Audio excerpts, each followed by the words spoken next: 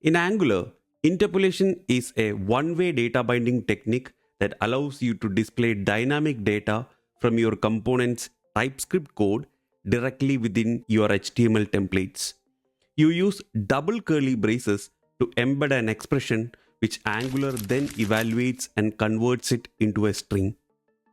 A signal is a special type of value that can notify Angular when it changes. This is a modern way to manage state in your components. We'll be using signal to create dynamic data. When you want to display the value of a signal in your template, you treat it like a function and call it or invoke it. Here is a generic example of how you might use a signal and display its value.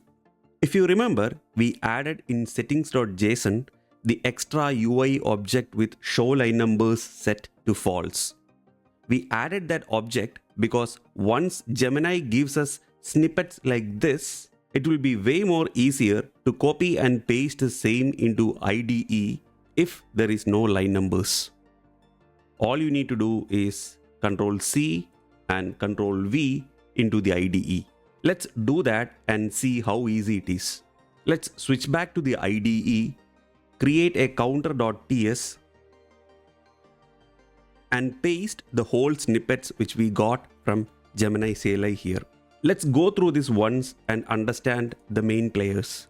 In fact, an even better way to learn is to build this from scratch again. So let's do export class counter.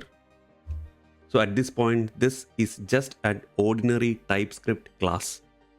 The moment we use @component decorator from @Angular core and use the configuration object with a selector property, and let's give app-counter as the identification for this component with a template.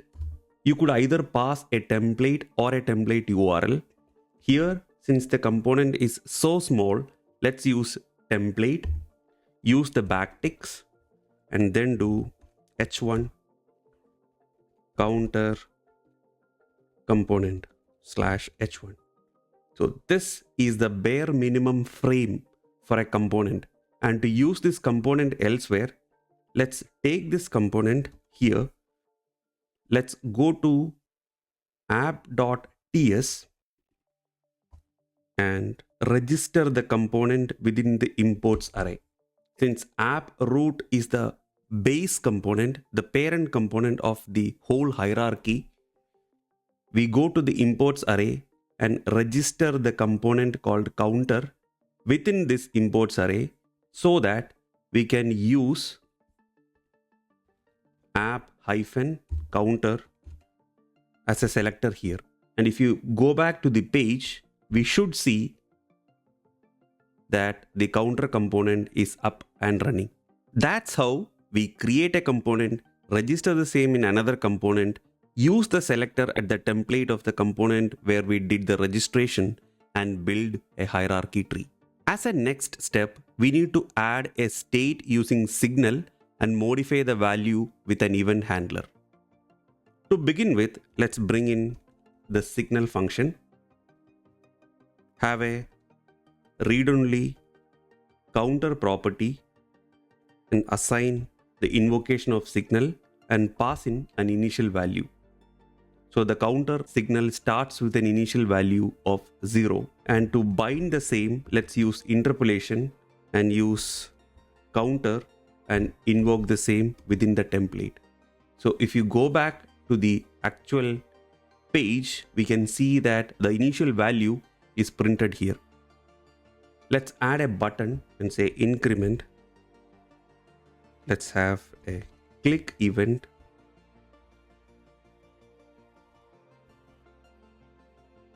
And let's add the event handler within the logic and say this dot counter. And to update the signal, you can either use dot set or dot update.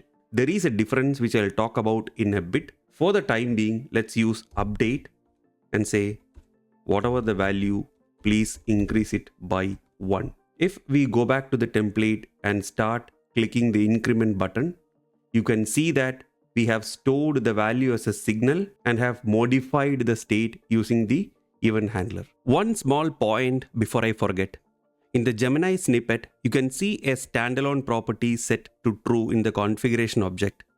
But we did not use that in our counter component because since Angular 19, standalone is true by default and so can be omitted. It was introduced in Angular 14 and made default in Angular 19, and since our project has Angular 20 as the version, this property as of this point is optional.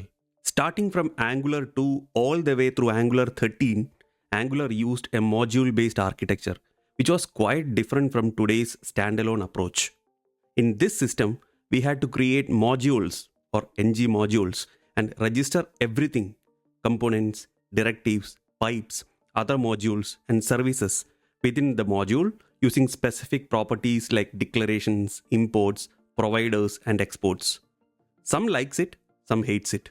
Yes, it added a layer of organizational structure, but it also created extra boilerplate and complexity.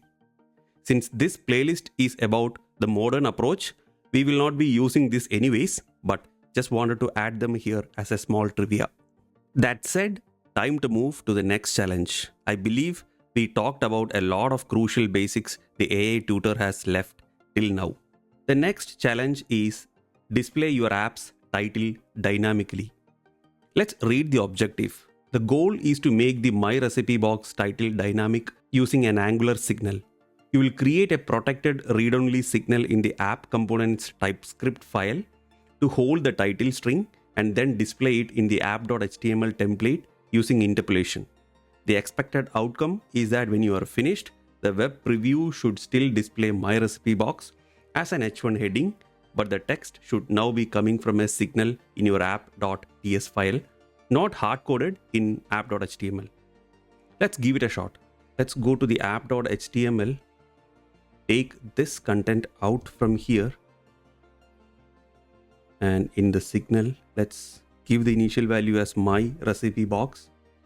Copy this title, go to app.html, use our double curly interpolation,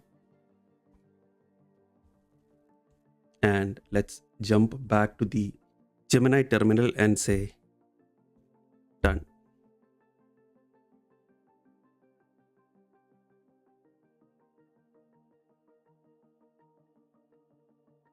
It read both the files, the app.ts and app.html, and says, hey, fantastic job. What we did regarding the signal and the interpolation is right. The custom counter component we made, although it is correct, the recipe project does not need that moving forward, so it's up to us whether or not to keep them or take them out. If you want to delete the component and remove both the import statement and the registration in the app.ts and the selector from the app.html, go ahead. I will clean up the same from my side as well. Module 3 will be more or less a refresher of what we already did in the counter example, which is responding to user interactions with event listeners. We did that by adding a button and incrementing a counter signal by attaching a click event handler. The example given here is extremely similar, something that of a button clicker. So let's move to the challenge and see what that is. Here the project exercise says add interactive buttons. The objective, your goal is to add 2 buttons to your app.html file that will allow us to simulate changing recipes in the future. Each button should call a distinct protected method in your app class. This method should, for now, simply log a unique message to the console. And the expected outcome is when you open your browser's developer console, clicking the previous recipe button should log previous recipe button clicked, and clicking the next recipe button should log next recipe button clicked, which is pretty easy. So let's try doing that in the IDE. Let me place both app.html and app.ts side by side so that it becomes easier for us to write the code and bind the same into our template. Let's start from the TS file. Here, let's create the first method, that is handle next, which is a protected one, so that this can be used in the template as well as the TS file. Similar to the protected handle next, let's create one more method called handle previous. This consoles next recipe and this consoles the previous recipe. And to wire these two methods, let's create two buttons. The first button with the click wired up to the handle next, and the second wired up to the handle previous. If we switch back to the page and open the console, clicking on the next recipe should show next recipe button clicked, and clicking on the previous recipe button should show previous recipe button clicked. And to verify whether or not this is right or not, which we obviously know that is right, but still, let's get back to the Gemini terminal and say done.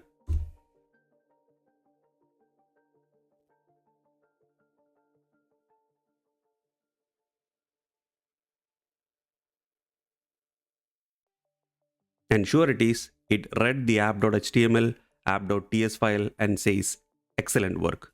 You have successfully added interactive buttons and connected them to the methods in the component. Now your application can respond to user interactions. Now we've completed phase 1, the Angular fundamentals, where we have learned about the basic project structure, how to display dynamic data using signals and interpolation, how to handle user interactions with event listeners. That brings us to the end of phase 1. In the next video, we'll move to phase 2, where we discuss more on signals, computer signals, and state management with those signals. Let me know the thoughts about the course and how it's proceeding in the comment section. See you soon. Thank you and bye-bye.